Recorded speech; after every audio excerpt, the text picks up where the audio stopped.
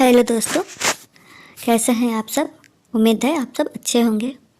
आज मैं आप लोग को कार्तिक मास की कथा सुना रही हूँ जो विशेष महत्व माना गया है। इस पूरे माह में कार्तिक स्नान और भगवान की आराधना की जाती है।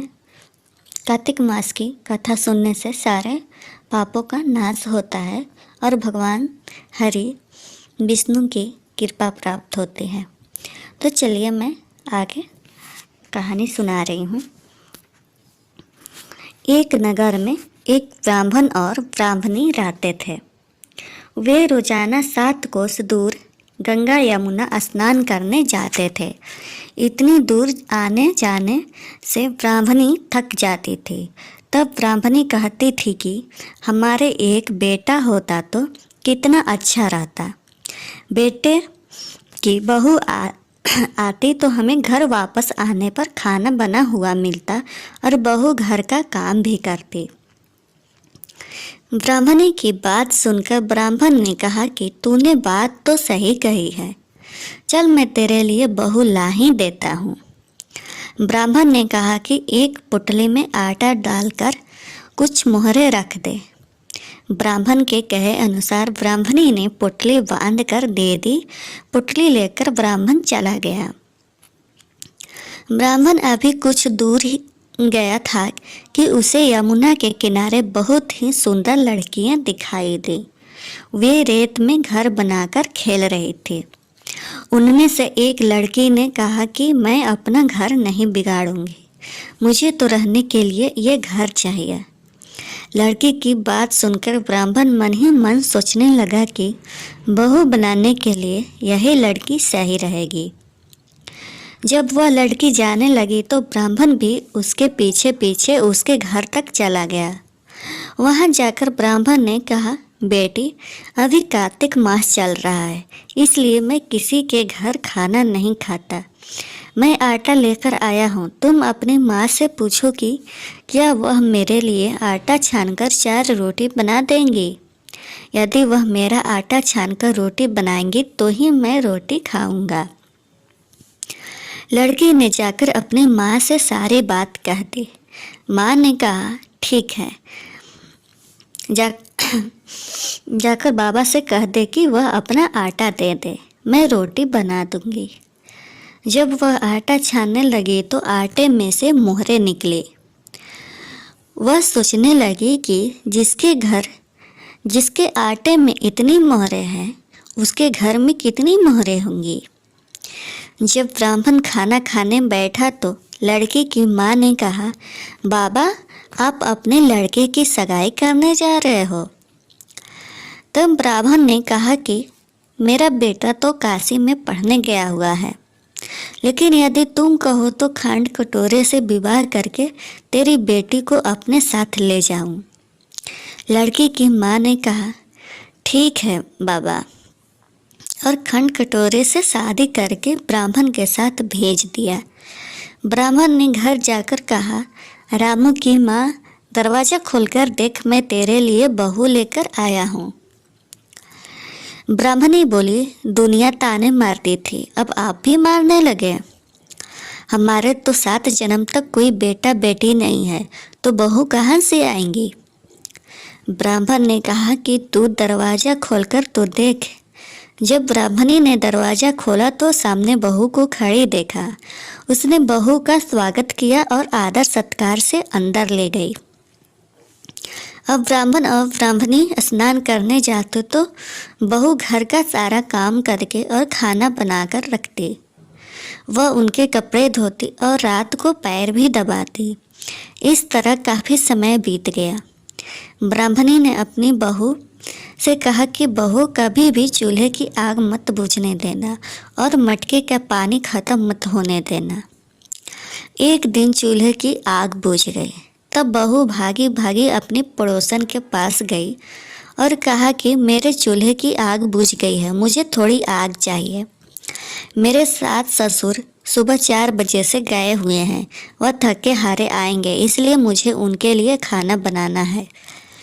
तब पड़ोसन ने कहा कि तू तो बावली है, तुझे यह दोनों मिलकर पागल बना रहे हैं, इनके कोई बेटा बेटी नहीं है। बहू ने कहा, नहीं ऐसा मत बोलो, इनका बेटा तो बनारस काशी में पढ़ने गया हुआ है। तब पड़ोसन ने कहा कि यह तुझे झूठ बोलकर लाए हैं, इनके कोई बेटा नहीं है। अब बहू पड़ोसन की बातों में आ गई और कहने लगी कि अब आप ही बताओ मैं क्या करूं। पड़ोसन ने कहा कि करना क्या है, जब तुम्हारे सास ससुर आए तो जली फूकी रोटियां बनाकर देना और बिना नमक की दाल बनाकर देना, खीर की करछी दाल में और दाल की करछी खीर में डाल देना। वह पड़ोसन की सारी सीख लेकर घर आ गई। जब उसके सास ससुर घर आए तो उसने ना तो उनका आदर सत्कार किया और ना ही उनके कपड़े धोए। जब उसने सास ससुर को खाना दिया तो सास बोली, बहू आज यह रोटियां जली फूकी क्यों है और दाल भी अलूनी है। तो बहू ने पलटकर जवाब दिया कि एक दिन ऐसा खाना खा लोगे तो कुछ बिगड़ नहीं जाएगा तुम्हारा। सास ससुर की खरी खोटी सुनाकर वह फिर से पड़ोसन के पास गई और बोली कि अब आगे क्या करना है। पड़ोसन ने कहा कि जब तुम सातों कोठों की चाबी मांग लेना।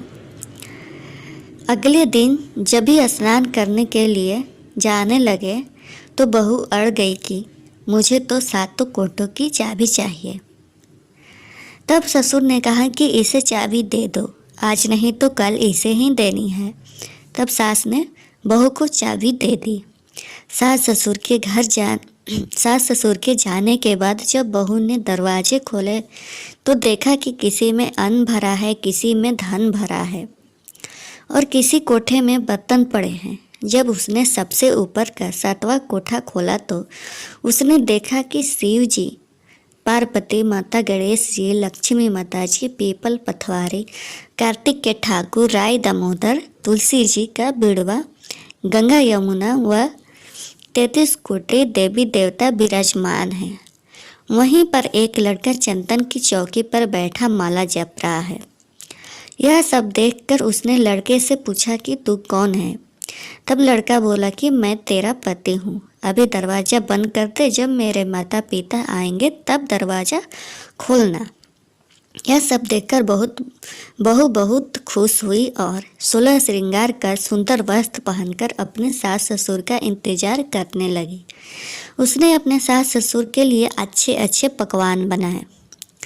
जब उसके सास ससुर घर पर आए तो उसने उनका आदर सत्कार किया और प्रेम पूर्वक खाना खिलाया और पैर दबाने लगी। पैर दबाते दबाते बहू ने कहा कि माँ, आप इतनी दूर गंगा यमुना स्नान करने के लिए जाती हो तो अब थक जाती हो, इसलिए आप घर पर ही स्नान क्यों नहीं करती हो। यह सुन सास कहने लगी कि बेटे, गंगा यमुना घर पर तो नहीं बहती है। तब उसने कहा कि हाँ माँ जी, बहती है, चलो मैं आपको दिखाती हूँ। जब बहू ने 7वां कोठा खोल कर दिखाया तो उसमें शिव जी, पार्वती जी, गणेश जी, लक्ष्मी जी, पीपल पथवारी, कार्तिक के ठाकुर, राय दामोदर, तुलसी जी का बिड़वा, गंगा यमुना बह रही है और 33 कोटि देवी देवता विराजमान है। वहीं चौकी पर बैठा एक लड़का माला जप रहा है। माँ ने कहा कि बेटा तू कौन है। तो लड़का बोला, माँ मैं तेरा बेटा हूँ। तो ब्राह्मणी ने पूछा कि तू कहाँ से आया है। लड़के ने जवाब दिया कि मुझे कार्तिक देवता ने है। बुढ़िया ने कहा कि बेटा, यह दुनिया कैसे मानेगी कि तू मेरा बेटा है। बुढ़िया ने कुछ विद्वान पंडितों से मदद मांगी। पंडितों ने कहा कि इस पार बहू बेटा खड़ा हो जाए और उस पार बुढ़िया खड़ी हो जाए। बुढ़िया ने चमड़े की अंगियां पहनी हो और छाती में से दूध की धार निकालकर बेटे की दाढ़ी मूंछ भींगे और पौन पानी से गठजोड़ा बंधे, तब माने कि यह बुढ़िया का ही बेटा है। उसने ऐसा ही किया। चमड़े की अंगियां फट गई और छाती में से दूध की धार निकालकर बेटे की दाढ़ी मूंछ भींग गई। पौन पानी से बहू बेटे का गठजोड़ा बंध गया। यह सब देखकर ब्राह्मण और ब्राह्मणी की खुशी का ठिकाना न रहा। हे कार्तिक के ठाकुर, जैसे ब्राह्मण ब्राह्मणी को बहू बेटा दिया वैसे सबको देना। यह थी कार्तिक मास की कहानी। हम आशा करते हैं कि आप सबको अच्छी लगी होगी। अगर आपको मेरी वीडियो अच्छी लगी तो लाइक, सब्सक्राइब एंड शेयर करें।